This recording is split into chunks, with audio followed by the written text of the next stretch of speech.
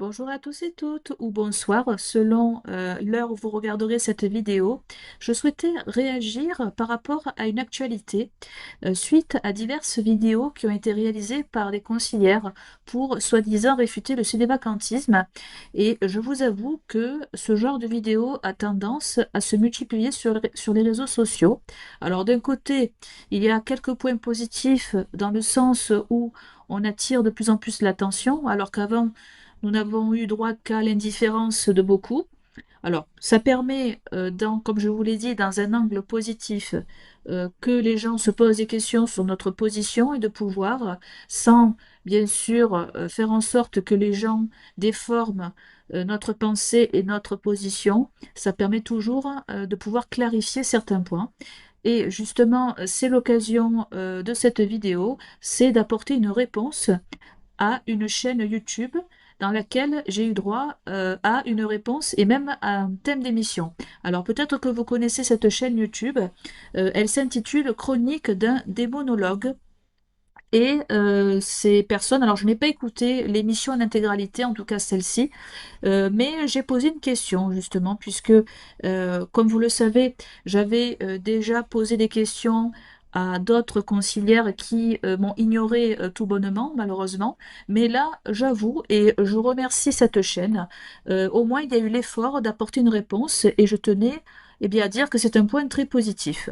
Et bien entendu, je me permets d'apporter une réponse en vidéo afin de donner des sources et un peu plus de détails.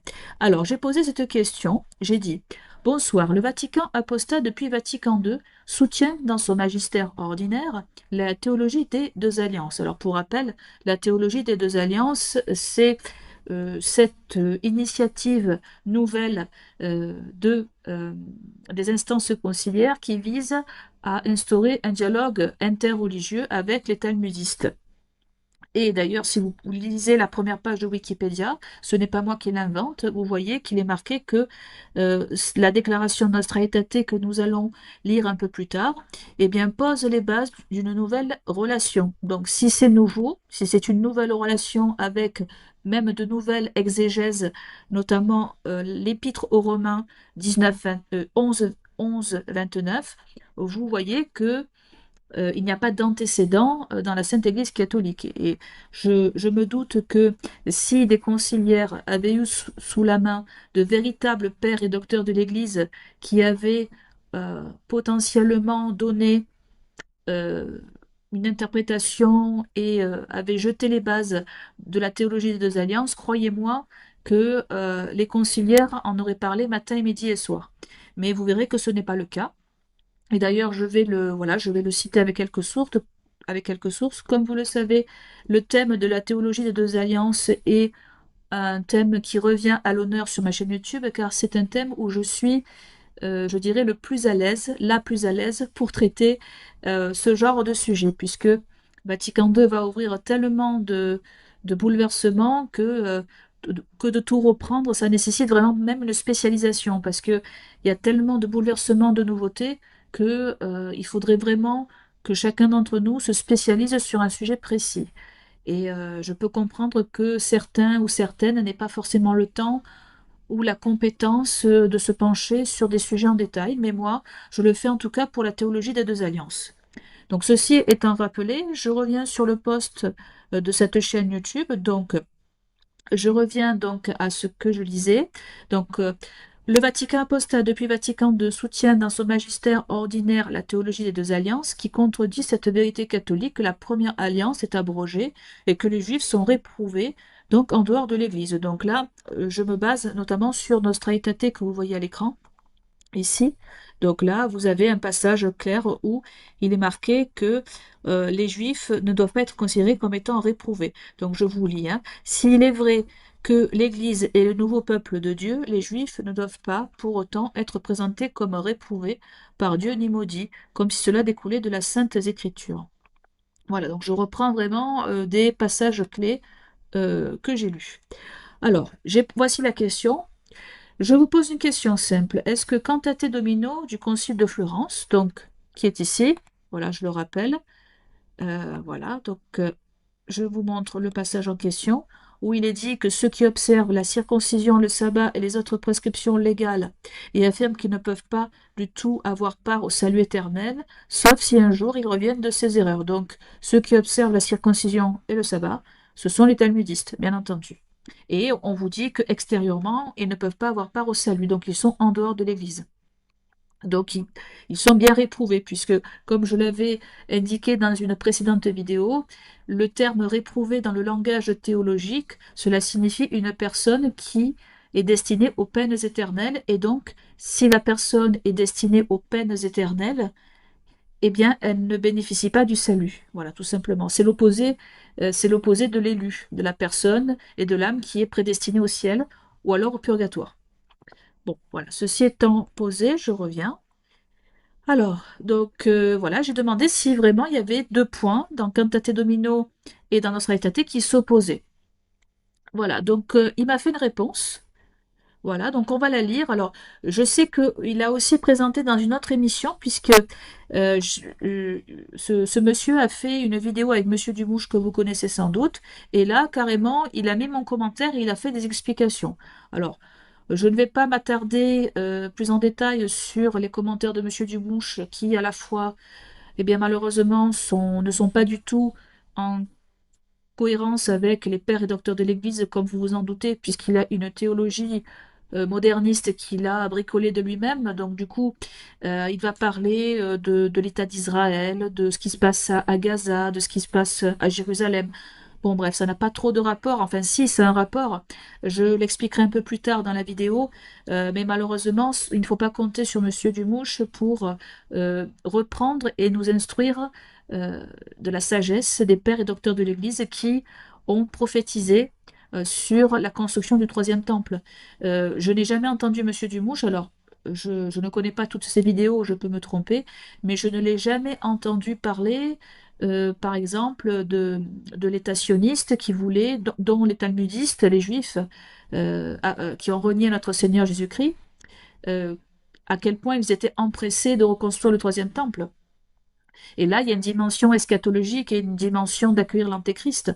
Et M. Dumouche eh bien, n'aborde pas du tout cet angle de théologie très importante.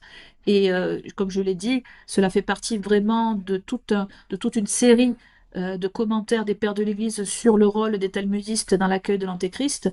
Et nous n'avons jamais été aussi près de cette réalité et de cette actualité politique et religieuse. Et voilà, et Monsieur Dumouche ne va pas du tout parler de ça, loin de là. Mais bon, je montrerai des citations un peu plus tard. Donc, on va revenir sur le commentaire donc, de la chaîne. Et voici ce qu'il me répond. Alors, vous voyez, il me remercie. Donc déjà, il est poli. C'est une bonne chose, comme je vous l'ai dit. Alors, il est important de rappeler que Nostra Aetate ne contredit pas Cantate Domino. Donc pour lui, je crois qu'il est dans l'herméneutique de la continuité. Donc pour lui, Nostra Aetate s'inscrit dans une continuité de tradition. Donc très bien. Donc il ne me dit pas dans un premier temps que les deux choses contiennent des notions opposées. Donc déjà, je vois un peu je dirais, son rapport avec l'herméneutique de la continuité. Mais s'inscrit dans un développement organique de la compréhension de la révélation. Donc pour lui, il parle d'un développement organique de la compréhension de la révélation. Mais le problème, c'est que, je vais le montrer un peu plus tard, s'il doit y avoir un développement organique dans la théologie, il faut qu'il y ait une base doctrinale pour qu'il y ait une cohérence et une logique interne. Et si, par exemple, nous allons le voir un peu plus tard, si la théologie des deux alliances s'oppose à la théologie de la substitution dont je vous montre à l'écran, donc une page Wikipédia, donc la théologie de la substitution, je le rappelle, on ne sait jamais s'il y a des nouveaux arrivants sur ma chaîne YouTube, c'est le fait que l'Église catholique remplace l'ancien Israël dans l'héritage des dons et des appels que Dieu donne au peuple de Dieu. Voilà, et sachez que la théologie traditionnelle de la Sainte Église catholique, cela s'inscrit parfaitement dans la théologie de la substitution. Voilà, donc c'est problématique de dire il y a un développement organique alors qu'il y a une rupture.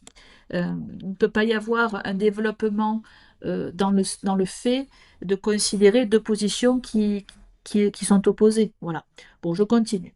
Le Concile de Florence, dans Cantate Domino, parlait du salut à une époque où le langage théologique mettait l'accent sur la distinction entre l'Église visible et ceux qui en étaient extérieurement séparés. Alors, j'espère que ce monsieur, alors je pense qu'il est catholique, hein, au moins catholique conciliaire, j'espère qu'il pense que ce qu'exprime Cantate Domino dans le Concile de Florence. Je rappelle que le Concile de Florence a une portée universelle du magistère ordinaire et que les vérités qui y sont défendues et inscrites s'appliquent aussi à notre époque. J'espère qu'il ne me dit pas ça dans le sens où oui, c'est conditionné à une certaine époque et on peut remettre en question parce que maintenant, je ne sais pas, comme on fait du dialogue interreligieux, du coup, la vérité, cette vérité changerait en fonction des compromissions de certains. Alors, j'espère qu'il ne le dit pas dans ce sens, parce que ce que dit Cantate Domino, ça s'applique aussi à notre époque, dans le sens où si un juif, un talmudiste, met ses espérances de salut dans la circoncision et le sabbat, ce n'est pas cela, ce n'est pas dans les lois mosaïques qu'il va avoir le salut. C'est pour ça qu'ils sont réprouvés. Voilà. Ensuite, donc, je tenais à le dire déjà. Alors, Vatican II, quant à lui, reprend cette même vérité, mais en la replaçant dans la perspective du dessein universel du salut en Jésus-Christ. Ok. Nostra Aetate n'affirme jamais que les Juifs sont sauvés sans le Christ. Elle reconnaît simplement que le peuple juif garde une place particulière dans le plan de Dieu et que, entre guillemets, Dieu ne reprend pas ses dons ni son appel. Donc il me cite Romains 11, 29, ce qui est très bien puisque c'est vraiment dans la logique de Vatican II. Je continue. Cela ne contredit pas Cantate Domino, car le Christ demeure l'unique sauveur. On va terminer. En résumé, Cantate Domino rappelle que le salut ne peut venir que du Christ et de son Église, tandis que Nostra Aetate souligne que les Juifs, malgré leur refus du Christ, restent mystérieusement inclus dans le dessein divin de miséricorde. Les deux textes expriment la même foi dans des contextes et avec des accents différents. Très bien. Alors déjà, on va voir en fait un document du Vatican dans surtout cette phrase. Elle reconnaît simplement que le peuple juif garde une place particulière dans le plan de Dieu. Très bien. Et que vous dites que les juifs sont sauvés, ne sont. Voilà. Le Vatican apostat ne dit pas que les juifs sont sauvés sans le Christ. Bon, je veux bien le croire. Je vais reprendre donc. Voilà, alors attendez, donc ça c'est Nostra Aetate, voici, voilà, donc je pense que vous connaissez déjà cette page que j'ai abondamment citée dans mes autres vidéos où j'ai répondu notamment à Monsieur Mathieu Lavagna, et on va voir aussi, bien que le Vatican apostat dise, ins- euh, affirme bien que la seule voie pour être sauvé, enfin on ne peut pas être sauvé sans le Christ, néanmoins elle va dire autre chose. Donc je vous propose d'aller au point 36, c'est le point le plus important pour prouver ce que je vais dire. Alors, je descends. Voilà. Donc, ce qui va nous intéresser, c'est ce chapitre en particulier, universalité du salut en Jésus-Christ et alliance non révoquée de Dieu avec Israël. Donc là, le fait que l'alliance ne soit pas révoquée, déjà, ça contredit le texte Mystici Corpori Christi, qui vous dit que, alors que euh, ce texte, cette encyclique du pape Pie XII, Mystici Corpori Christi, dit bien que l'ancienne alliance n'existe plus et est révoquée. Enfin, elle est accomplie par la nouvelle alliance. Donc déjà que l'alliance ne soit non révoquée avec Israël. Alors Israël, c'est compris, comme je vous l'ai déjà dit, c'est désigné, enfin, Israël, ça désigne les juifs infidèles, les talmudistes. Donc là, on a un problème déjà avec la théologie de la substitution, déjà, puisque j'ai déjà abondamment cité saint Thomas d'Aquin et je vous invite bien sûr à voir mes autres vidéos où je prouve que la théologie de la substitution, c'est vraiment la théologie la plus conforme à la révélation catholique et chrétienne. Alors voici ce qui est marqué. Comme je vous l'ai dit, c'est le point 36 qui est le plus important.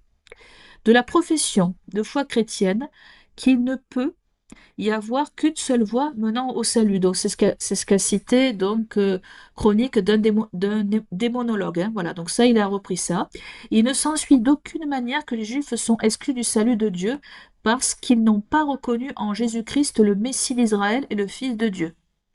Une telle affirmation ne trouve aucun fondement dans l'interprétation sotériologique de saint Paul qui, dans sa lettre aux Romains, exprime au contraire sa conviction que non seulement il n'y a eu aucune rupture dans l'histoire du salut, mais que le salut doit venir des Juifs. Alors déjà, il y a un problème avec ce que dit le texte, parce que le texte dit que oui, effectivement, le salut passe par le Christ, mais que eh bien, que les Juifs ne sont pas, voilà, il ne s'ensuit d'aucune manière que les Juifs sont exclus du salut parce qu'ils n'ont pas reconnu en Jésus-Christ le Messie d'Israël et le Fils de Dieu. Donc, le fait qu'il n'ait pas reconnu notre Seigneur comme Fils de Dieu et Messie, eh bien, ça ne les exclut pas du salut, alors que toute la théologie catholique avant Vatican II dit l'inverse. Alors, je vais vous montrer pour cela un petit texte pour éviter que la vidéo ne dure trop longtemps. J'ai trouvé un texte d'un chercheur, d'un universitaire, donc c'est un théologien américain, de Michael Givlash. Alors, voici un peu sa biographie que vous pouvez trouver sur l'université du Nebraska-Lincoln. Donc, il a une certaine, je dirais, une certaine connaissance dans ce qu'on appelle, en fait, de ce que les conciliaires maintenant appellent le supersessionnisme. Donc, c'est la théorie de la substitution.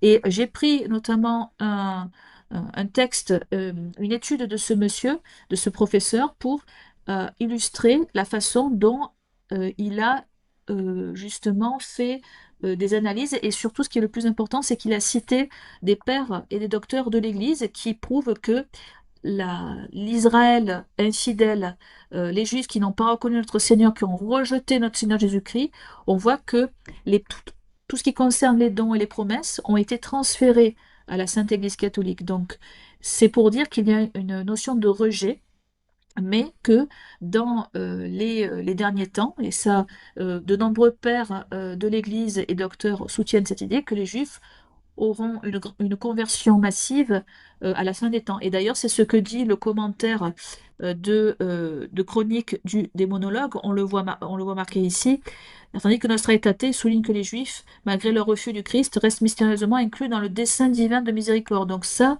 c'est en fait une théologie qui existe chez les pères et docteurs de l'Église, comme quoi même c'est dans Romains 11, 29, Dieu n'a pas abandonné l'idée de convertir massivement le peuple juif à la fin des temps, mais néanmoins, il n'a aucun don, enfin les juifs infidèles n'ont aucun don et aucune bénédiction d'aucune sorte.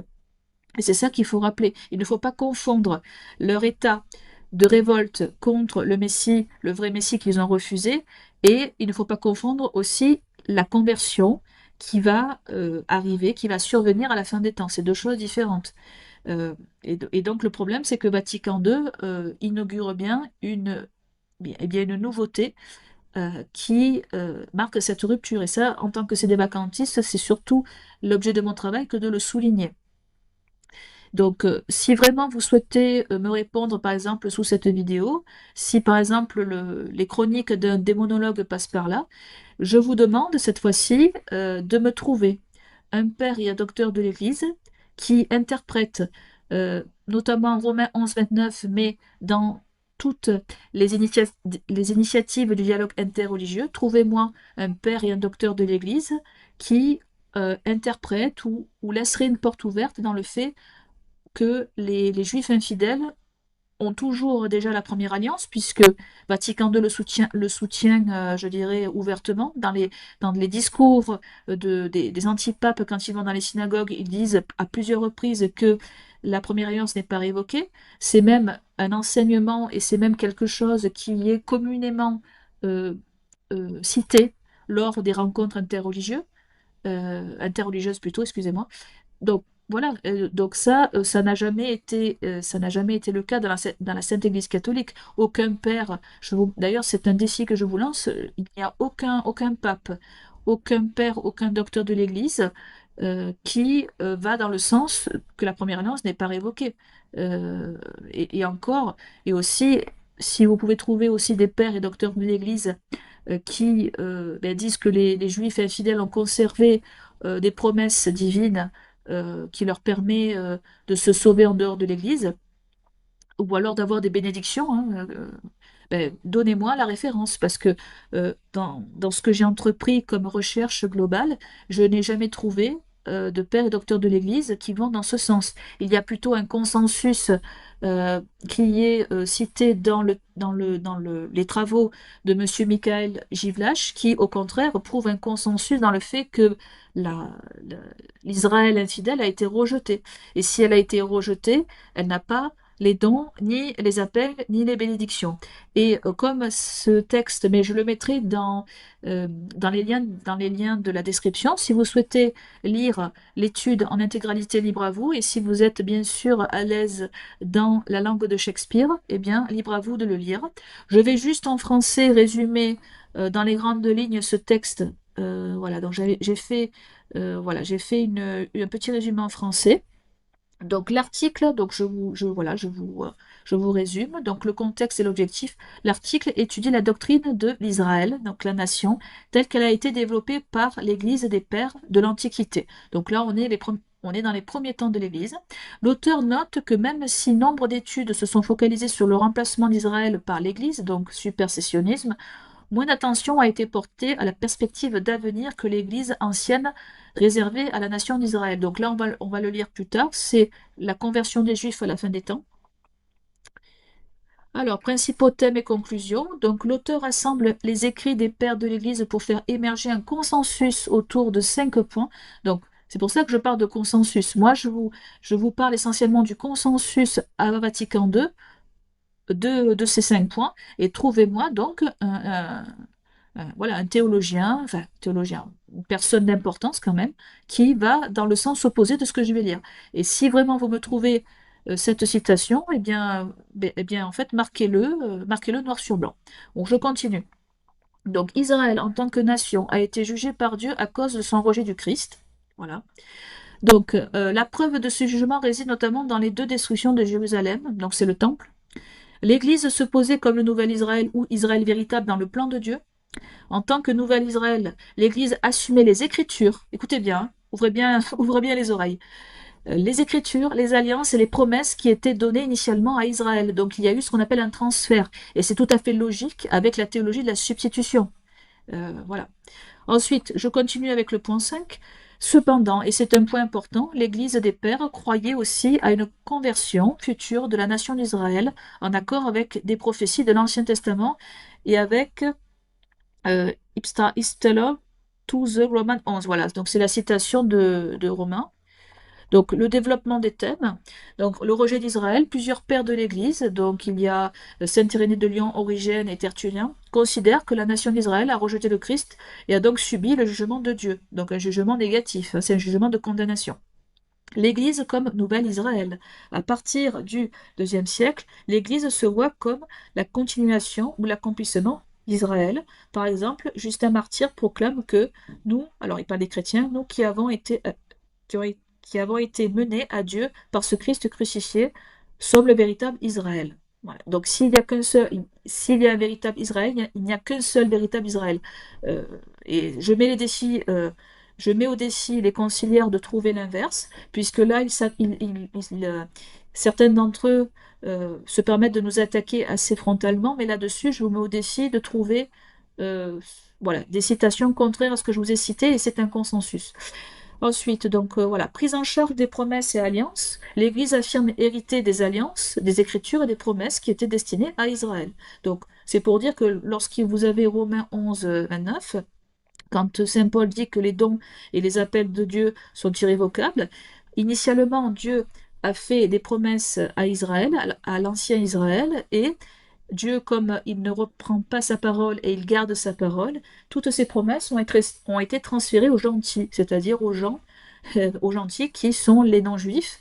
Et la révolte et le rejet des juifs ont permis aux gentils de rentrer dans le peuple de Dieu, et c'est grâce à cela que eh bien, les gentils, les non-juifs, irritent par justement le baptême, par l'amour de Dieu. Ils irritent de la promesse d'avoir la vie éternelle et les promesses des alliances et des dons qui ont été faits au départ à l'ancien Israël. Donc c'est comme ça qu'il faut lire Romains 11, 29. Hein. Il ne faut pas le lire comme Vatican II, dans le sens où les talmudistes, pour leur faire plaisir, alors que c'est catastrophique, ils le lisent comme ça, les talmudistes, oui, ça les arrange bien, mais aussi Vatican II.